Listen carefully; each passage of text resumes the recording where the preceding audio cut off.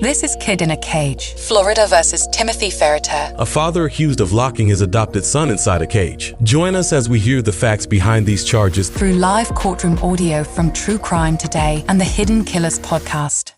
There. He said he was done with his homework, but he was still on his computer because it's something to do. What were you searching? This customization thing. What? Customization thing. You're supposed to be doing that on your Chromebook? Restricted, does that mean you should take $10? No. Right. So you finished all your homework? Yeah, I think so. Okay, alright, take the Chromebook then. Take it.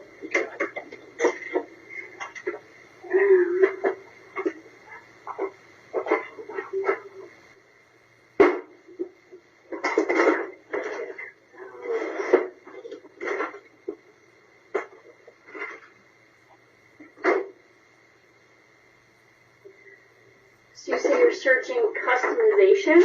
Yeah. Okay. Why don't you go to the bathroom real quick?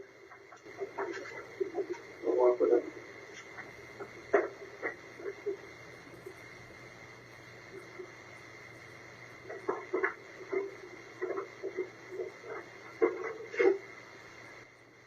Did you get, hey Tim.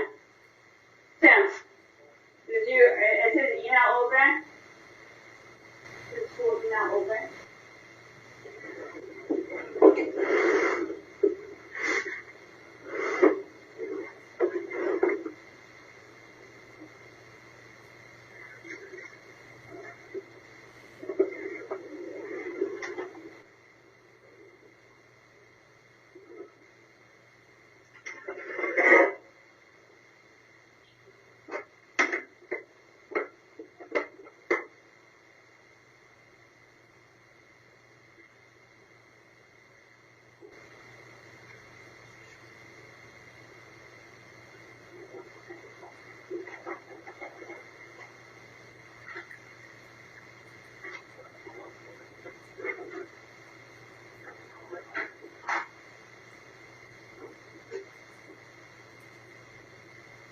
Anything else for him? Did you turn the air on for him? I did, yes. Okay. There, I'll give him a minute. Good, good. Yeah.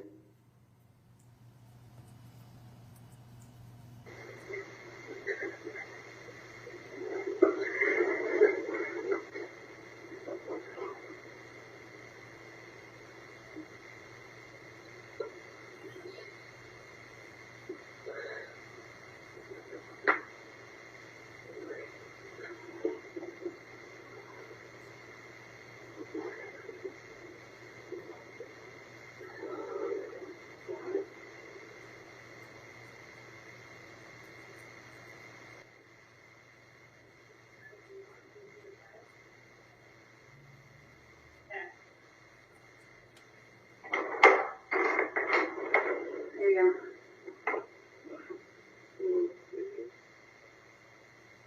Sleeping any better? A little bit? Oh, yeah, I don't.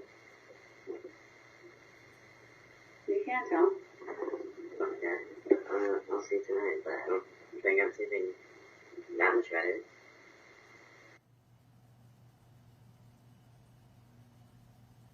Right? Yeah. Okay. That's a lesson, right? Yeah. Alright, good night.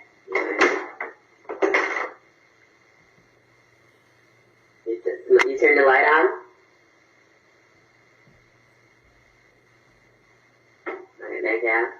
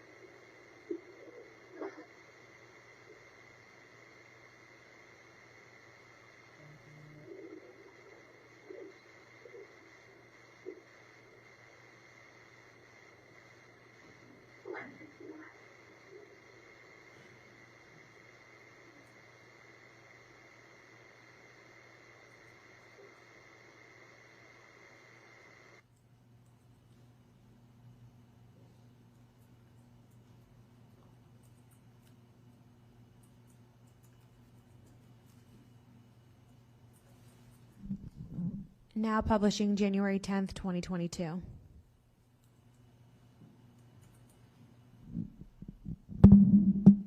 Dirty?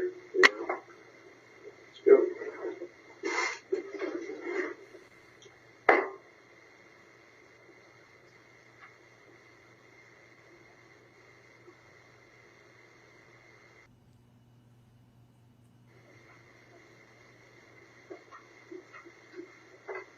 Should make your bed.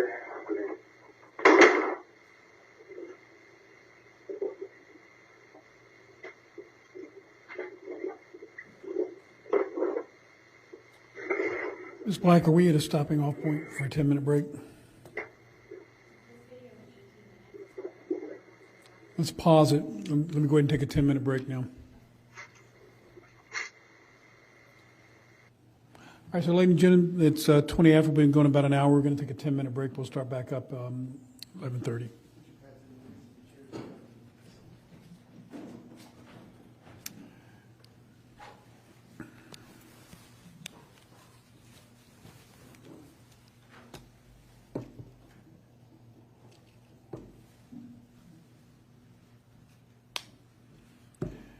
All right, everyone may be seated. Court will be in recess until 11:30.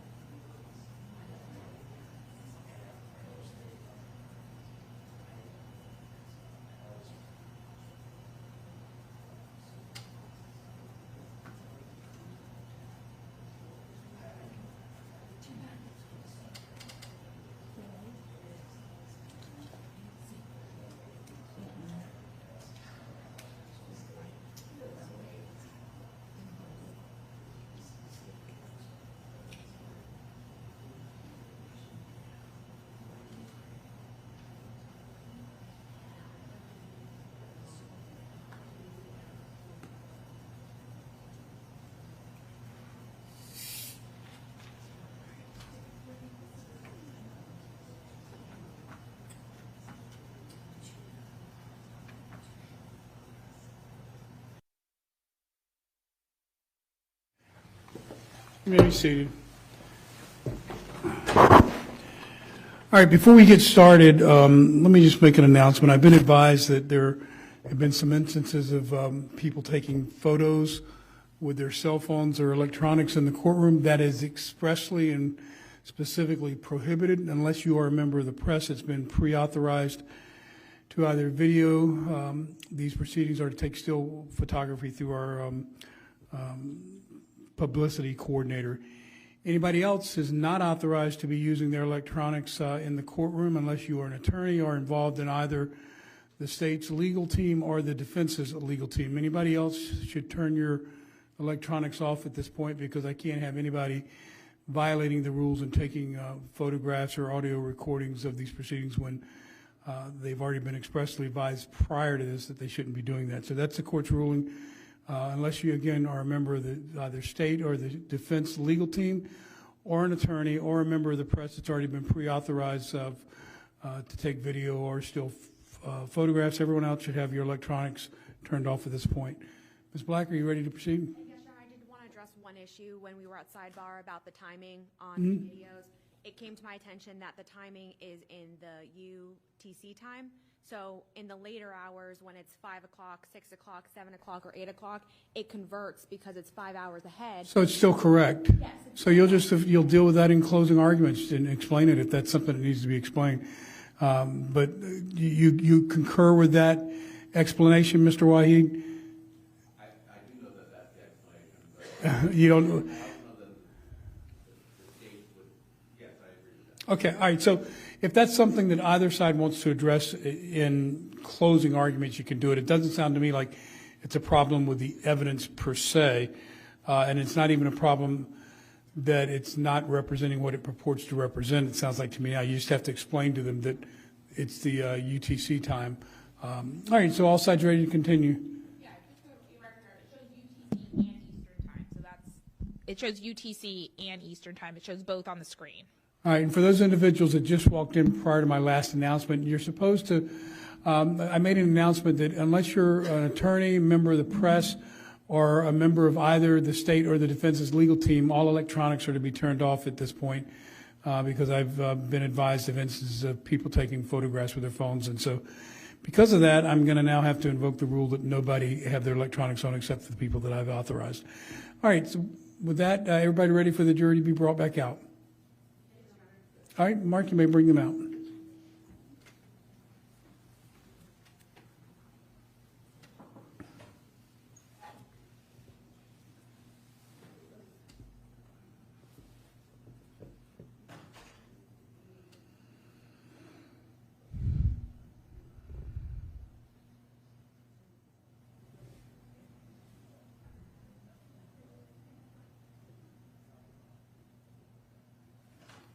All rise. Jury entering.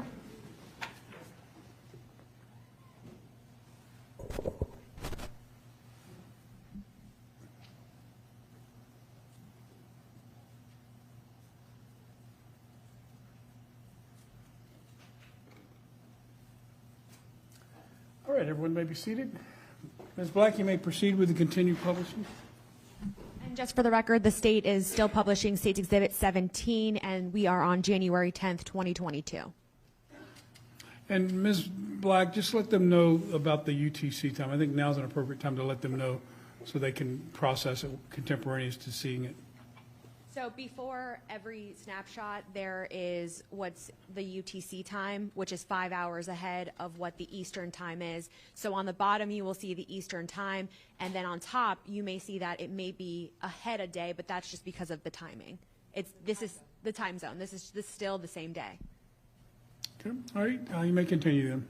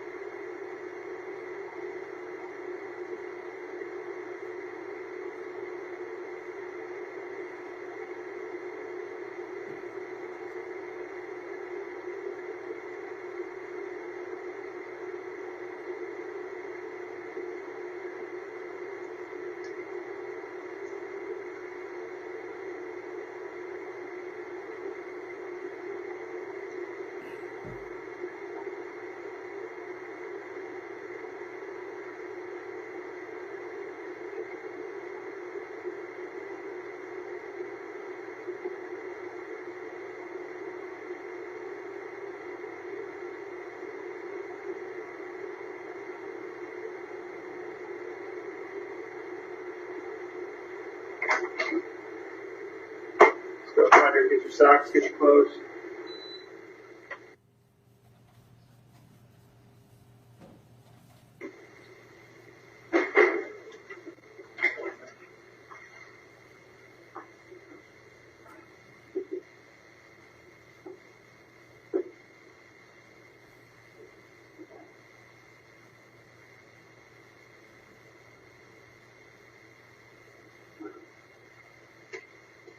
Just go through there. Yeah.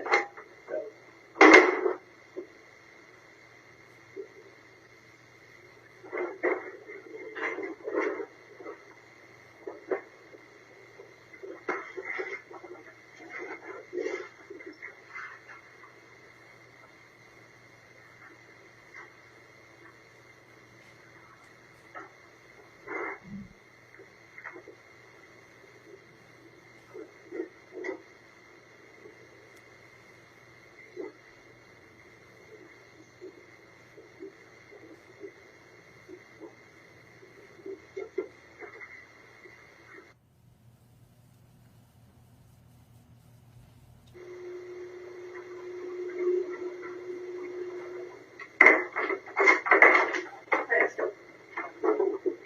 Your shoes, where your shoes at? Over there. You're going to work in here, so you can't go in there. Just grab your stuff and go out the car.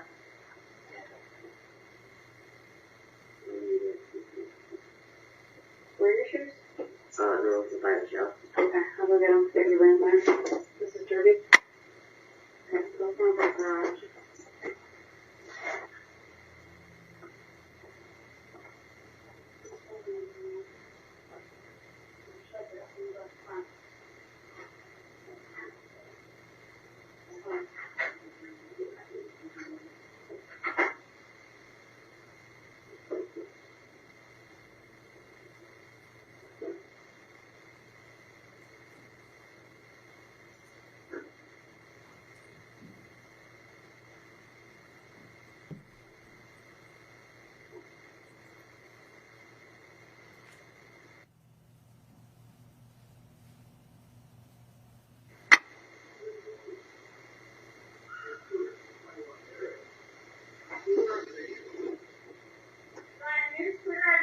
Back in my car. Yeah, let's go to the car. I'll come with you. I'm gonna just get Mary and I'll be right there. Okay. Let me get Mary, okay? I'll come with you.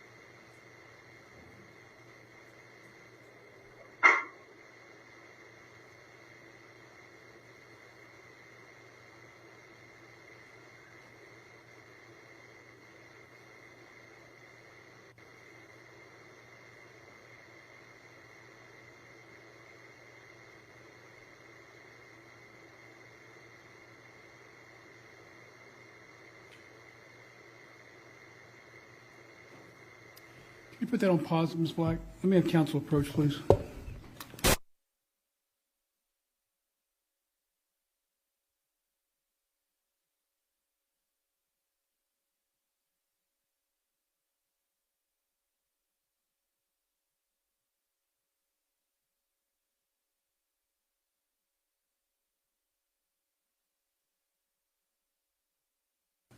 All right, you may continue with the publishing.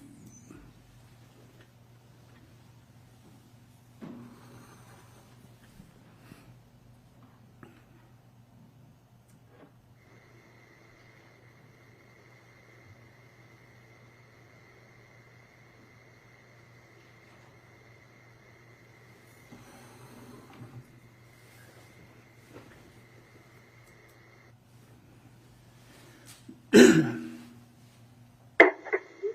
want to take this thing to the next level? Let's do it. Let's do it in Florida too. Let's do it in Florida too. Let's go.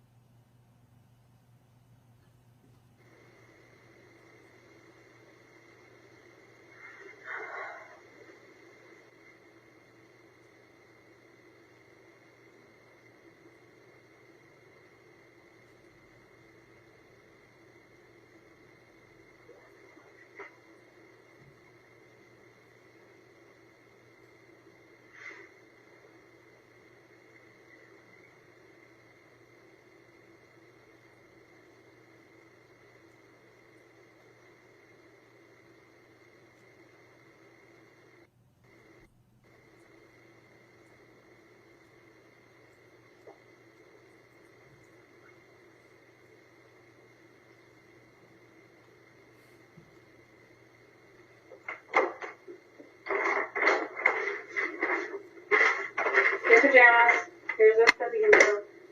Go to your pajamas. Do you hear me? What are you doing? Why can't you talk?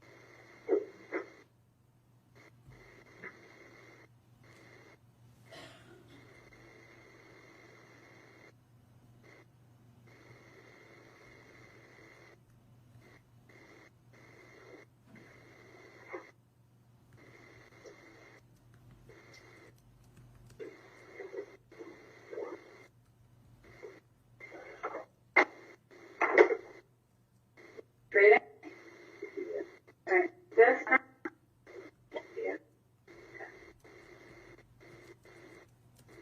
So this is pretty longer? Yeah. Okay. This one goes. The line. Yeah. Back. 30? 30.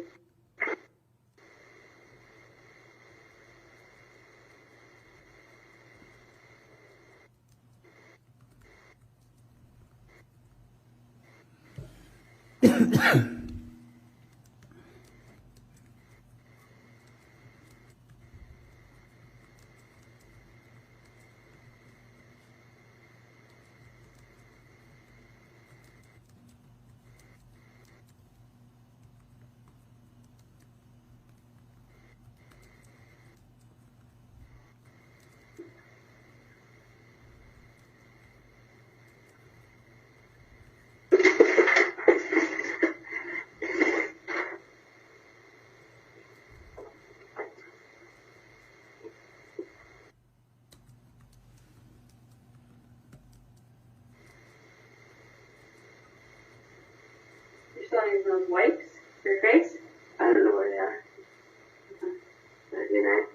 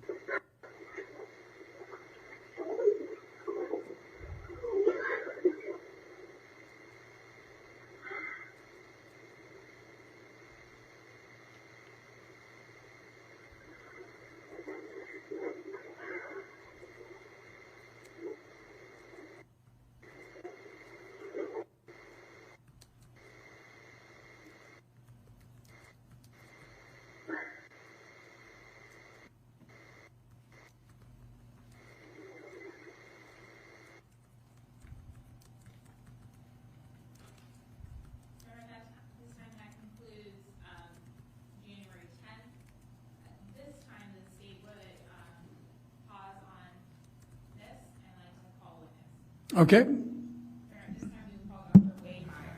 Okay.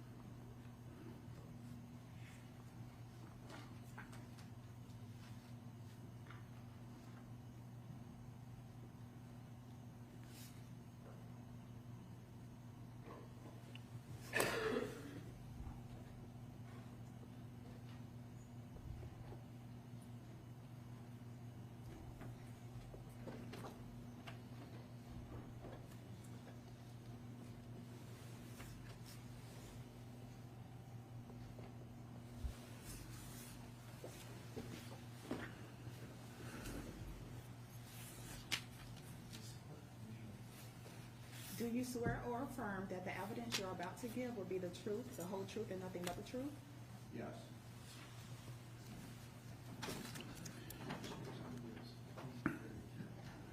All right, Ms. Coakley, you may begin at your convenience. Good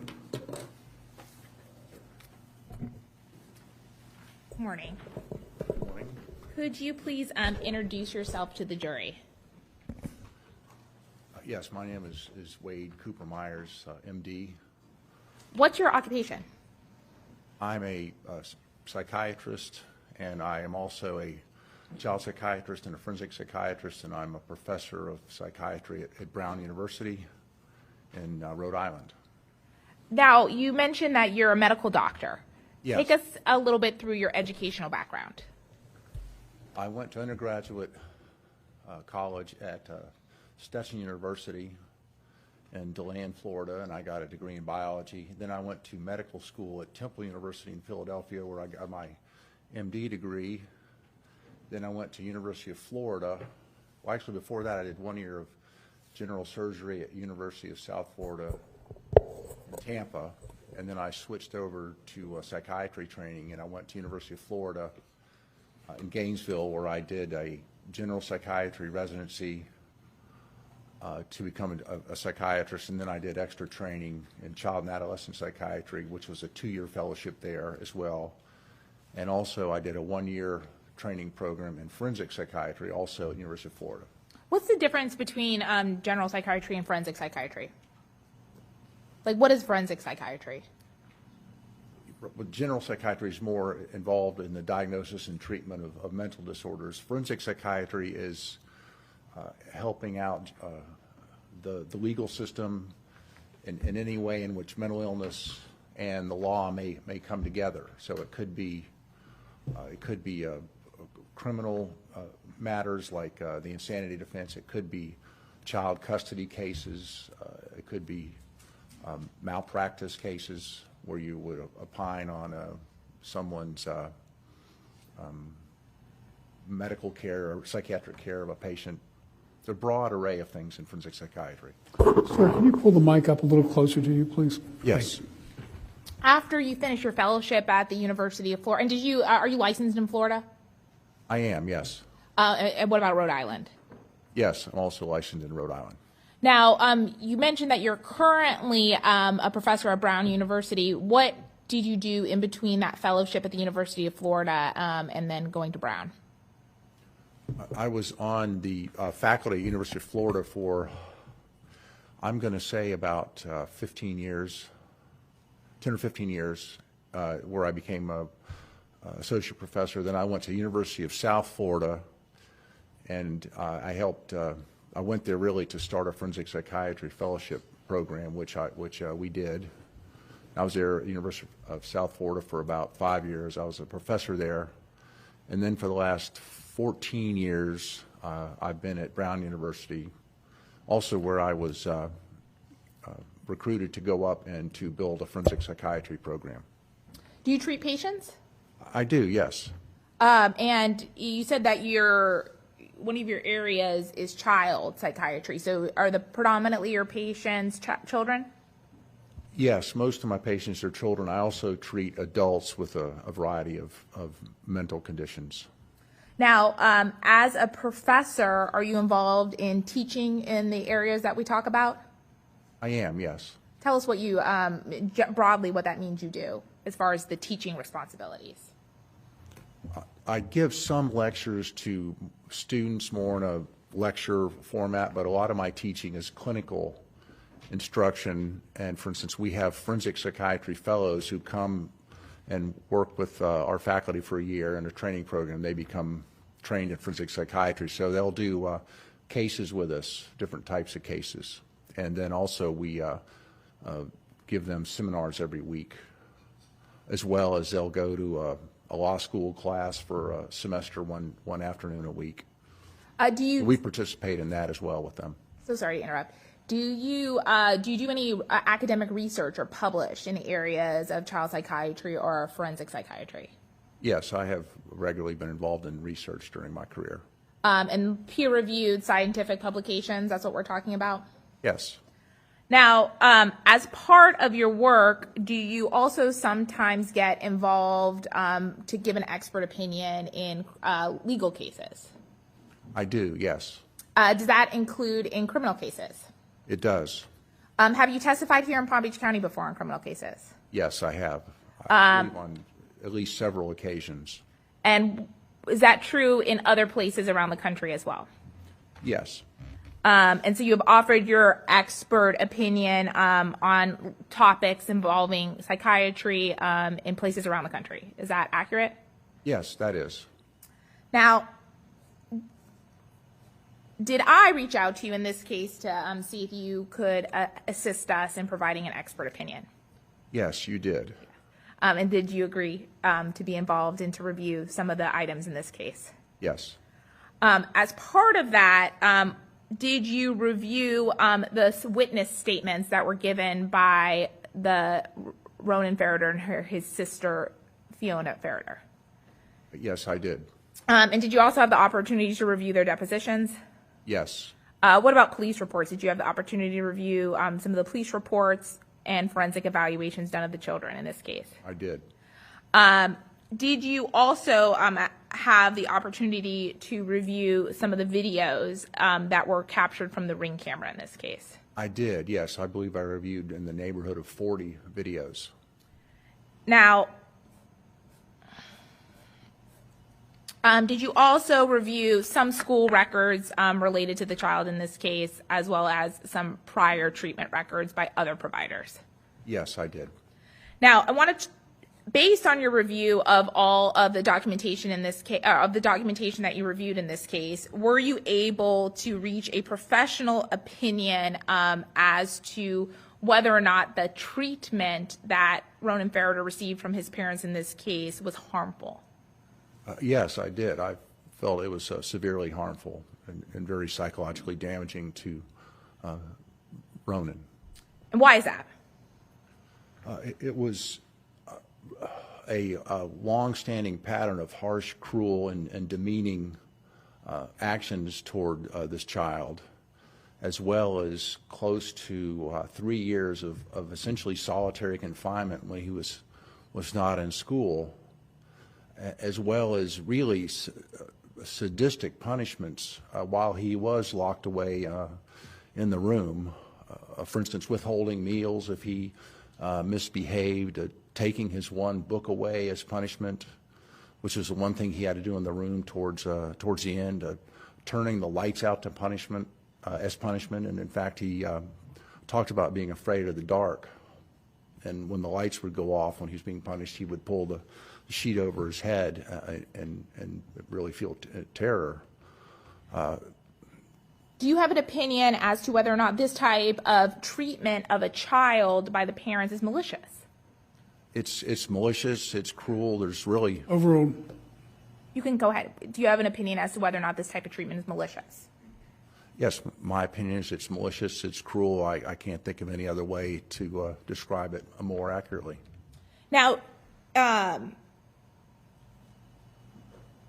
even in cases where this punishment may be in response to maybe a negative or unwanted behavior of a child, is that change at all your opinion? If the child did something wrong and then the parent, this is how they are punishing them, does that change your opinion on whether or not this type of action by the defendants is malicious and cruel? No, there's no set of circumstances concerning a child's behavior that would justify this sort of really torturous behavior. Would this type of behavior as punishment or as a punitive measure, or would it result in a positive behavior modification by the child? No, if I was asked that in a theoretical way, I would predict this sort of behavior to cause the child's reactions, the behavior, their psychological state to deteriorate even further. And what kind of behaviors might you see as a result of that, hypothetically, in a child who is subjected to this type of behavior, this type of treatment? It could go in a whole lot of directions that we see in children who are abused, children psychologically, emotionally abused, neglected, but it can go from depression to anxiety to self-injury, where they maybe even start cutting themselves, to trying to commit suicide, to aggression, to headbanging, to problems with peers, problems with concentration, nightmares, sleep disturbances, The list is very long in abused children, how different children will manifest the signs of abuse. Could it result in an increase of the type of behavior that is that the parent considers bad or inappropriate?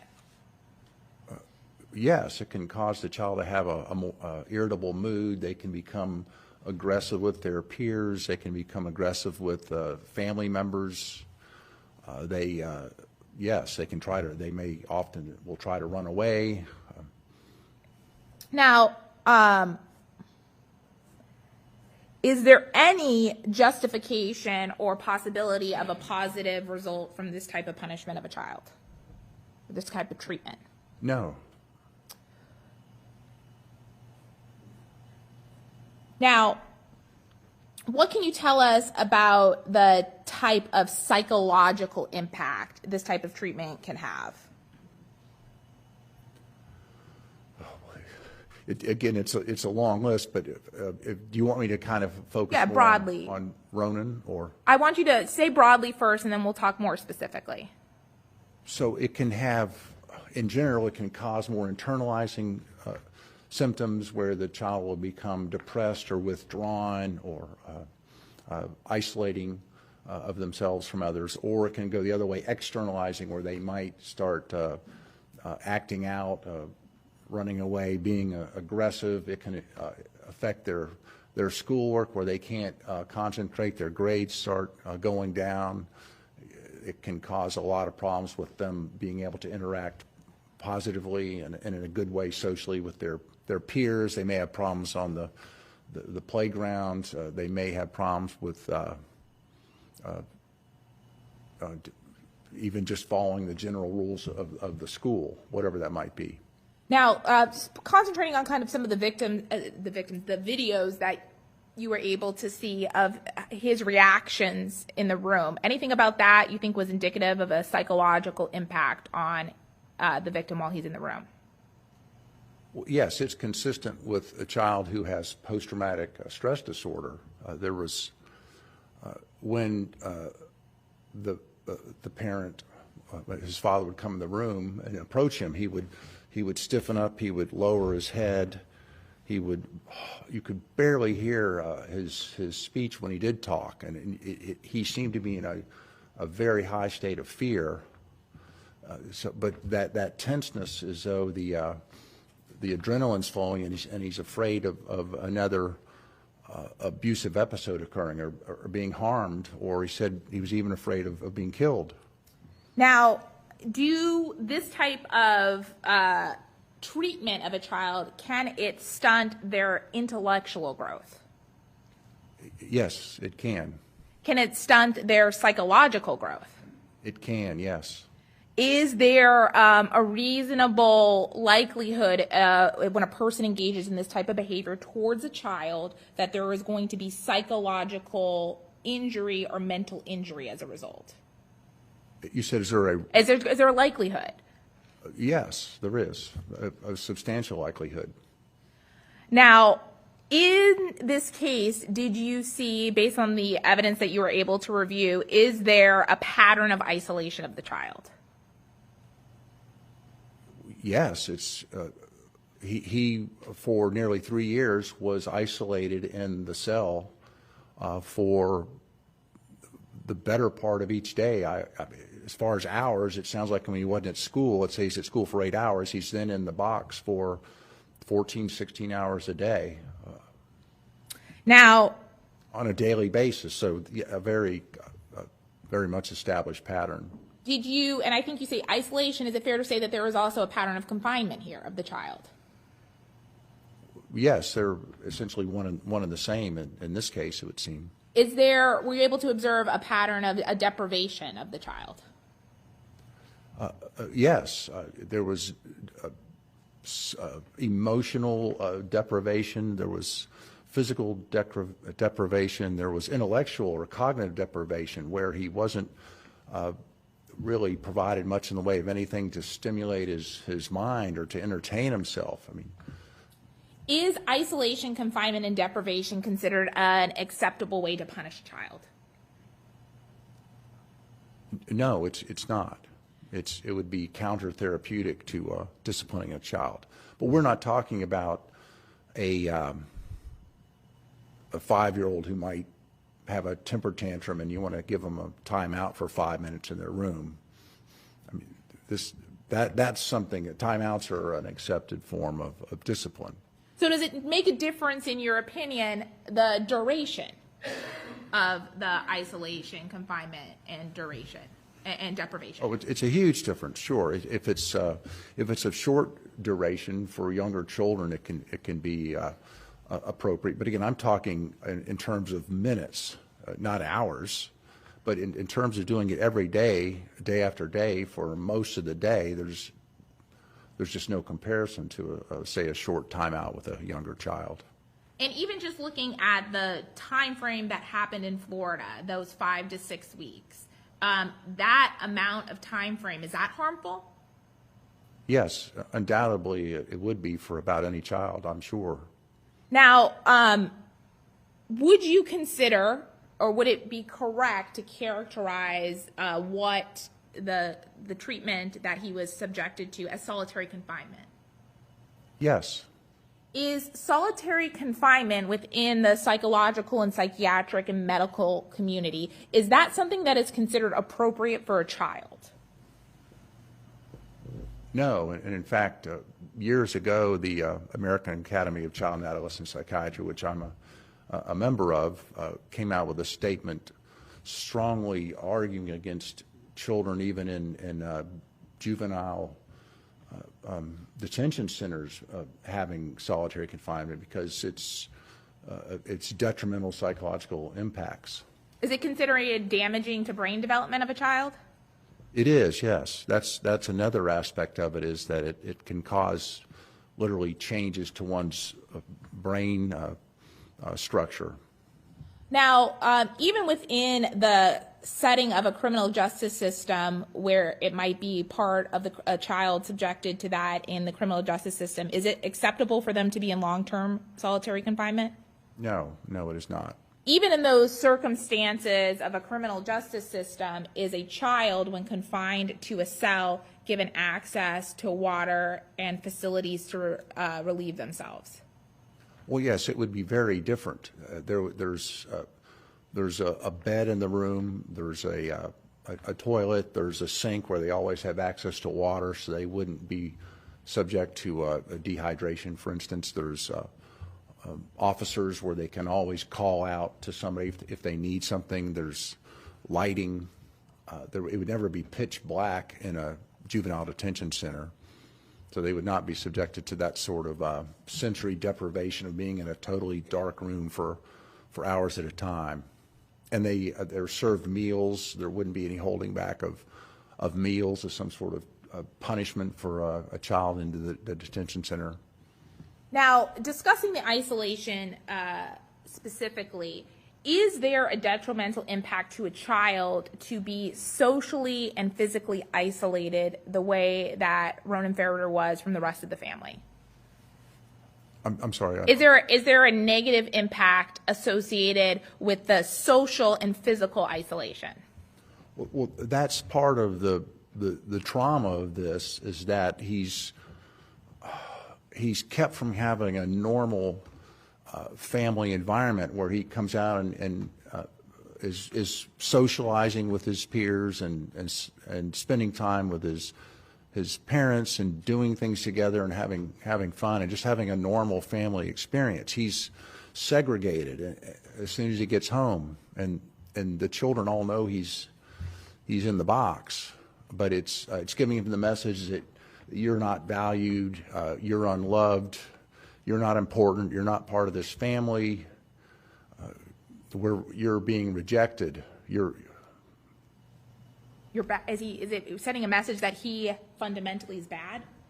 Yes, and that you're right, and that you're bad. You're not able to be part of this family because you're bad. Now, during the course of reviewing the evidence in this case, did you become aware of whether or not his confinement in the structure in the garage was absolute? Was it at all times? With infrequent exceptions, Yes. I mean, he did occasionally have some after-school activities, as I understand, more so I think in Arizona than when he got to Florida, where he might be allowed to run track or do some track at school. And he went to school? Yes. You saw that. And there were, did you find that there were some also infrequent examples of when he was allowed to interact with the family? Yes, he went to, for instance, siblings' softball practices. They did go out to, I think they went out to dinner a few times. Does the isolation and confinement and deprivation, does it have to be absolute, like at all times, in order for it to be harmful? No, it doesn't, no. In reaching your opinion that the conduct that this defendant engaged in towards his son was harmful and was malicious and cruel, did you take into consideration the fact that there were occasions where he wasn't in the room? I did, yes. Now, I want to talk... It's the totality of it, that he's literally, for 3 years, spending most of his life, the majority of it, in solitary confinement, with very little stimulation and interaction when he is in there. Now, I want to talk for a second about sensory deprivation, which I think you mentioned. What is sensory deprivation? It's a lack of any kind of external stimuli, really, that is so important to adolescent development, like being able to go out and play with your peers or your friends after school, or ride a bike around the neighborhood, or throw a baseball, or come out and eat dinner with your family, or have some things to play with, like a computer or an iPad, or games or Legos, or something to do to occupy your mind. Now, what kind of impact can that type of sensory deprivation have? Well, in extreme cases, children can literally become psychotic and lose contact with reality, but it very predictably causes severe psychological problems, again, like depression, or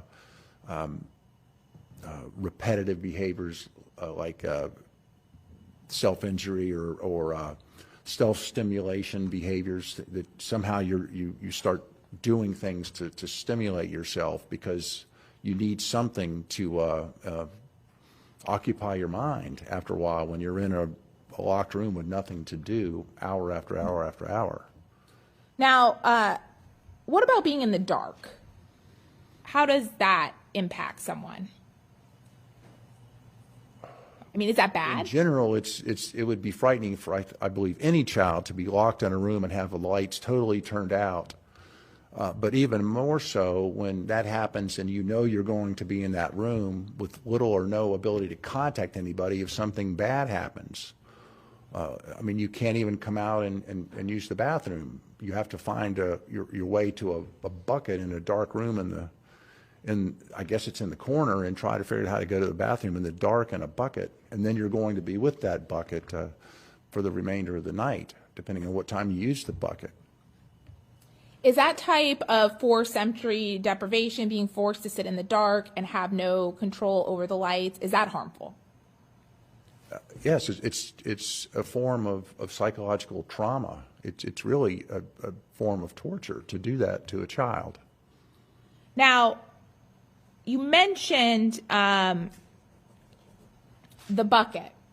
I want to talk a little bit about that. What kind of impact, or how can that be perceived by a child who is forced to use that as a way in which to relieve themselves? It's mean, it's degrading, it's unsanitary, it's extremely unpleasant to, at least, to have to be in the room and then locked in a room with your own excrement, with no way to do anything about it. Now, can being subject to that kind of humiliating and degrading lifestyle impact cause a psychological injury to a child? Psychological what? Injury. Yes, it definitely can. It's psychological abuse is the simplest way to put it, and it's also really a form of medical neglect because of the unsanitary aspects of it.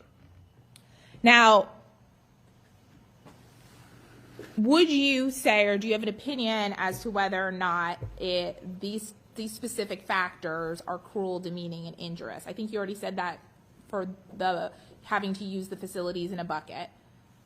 What about giving little stimulation or limiting the stimulation of the child? That's another form of psychological abuse when you limit an adolescent's abilities and access to intellectual or academic stimulation when they're at home. What about you're really stunting their brain development and their intellectual development? What about in situations, or what about when there is extreme control or lack of access to food, where their access to food or snacks is extremely limited or controlled by someone other than the child? So adolescence is a time when you're supposed to be developing increasing independence and increasing ability to take care of yourselves, including food choices and learning to feed yourself and prepare foods. And this is the opposite of what we see with Ronan, who gets fed separate from the family, and he gets fed typically leftovers. He gets the same breakfast about every morning. It looks like a banana and a piece of bread with some peanut butter smeared on it. So it's really ongoing, another example of the psychological abuse. Ms. Coakley, before you proceed, let me have counsel sidebar.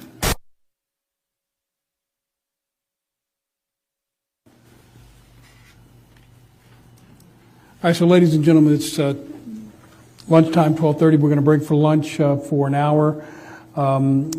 Be back outside the elevators at what time, Mark? 25 after? Is that sufficient for you? 25 after 1, and he'll bring you to the jury room, and we'll shoot for 1:30 sharp start time. Remember the same instruction I've given you every day. Don't talk with anybody about the case. Don't do any research or investigation or anything like that. Other than that, have a good lunch. Is it better? Is it better? Yeah.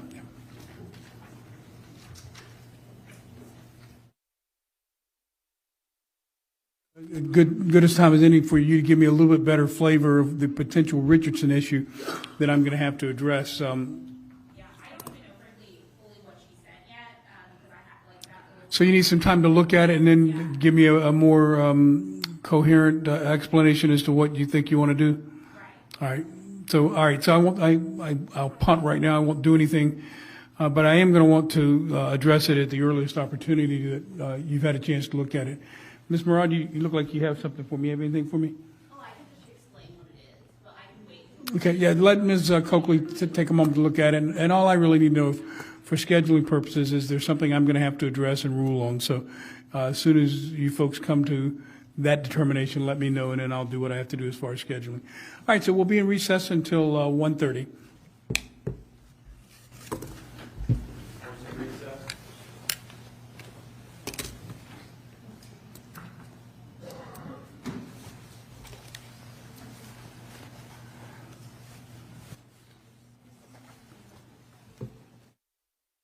There's more to come. Kid in a Cage. Florida versus Timothy Ferriter from True Crime Today and the Hidden Killers podcast. Press subscribe now.